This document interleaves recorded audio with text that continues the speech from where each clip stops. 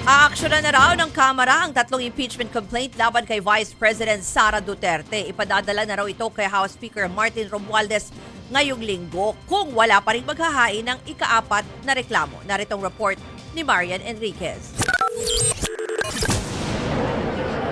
Mahigit isang buwan nang nakatenga sa opisina ni House Secretary General Reginald Velasco ang tatlong impeachment complaints laban kay Vice President Sara Duterte. Hanggang ngayon, hinihintay pa rin ang umano'y ikaapat daw na reklamo na sinasabing magpapabilis ng impeachment sa pamamagitan ng pirma ng 1/3 ng mga mambabatas para agad-agad na maiakyat ito sa Senado. Pero kung wala pa rin daw ito, ipadadala na ang naunang tatlo sa opisina ni House Speaker Martin Romualdez ngayong linggo. Hanggang Biyernes na lang kasi ang Kongreso at magbe-break na para sa paghahanda sa eleksyon.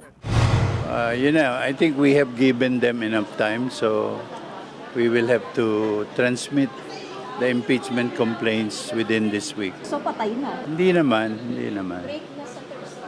Ang kanta nga habang may buhay, di ba? Ayon kay Gabriela Partiles Representative Arlene Brosas na isa sa mga nag-endorso ng impeachment complaints, umaasa siyang may magsusumiti pa rin ng ikaapat na reklamo. Duda niya si Pangulong Bongbong Marcos ang dahilan ng pagkaantala sa pag-usad ng impeachment kay VP Sara. Nag-declare kasi siya ng mga kung ano-anong sinabi niya tungkol dito sa impeachment complaint kung saan ngayon apektado yung ating mga kongresista. At hindi pwedeng mixed signals pag ganyan eh.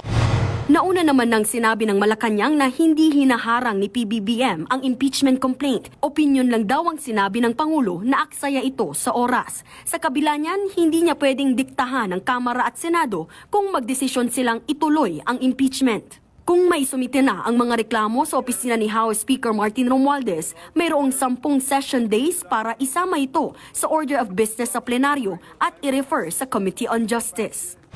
Babalik ang sesyon ng Kongreso pagkatapos pa ng eleksyon sa June 2. Meron na lang 2 linggo at mag-a-adjourn na ang 90th Congress sa June 13. Bubuksan naman ang 20th Congress sa araw ng ikaapat na sona ng Pangulo. Nagbabalita mula sa Frontline, Marian Enriquez, News 5.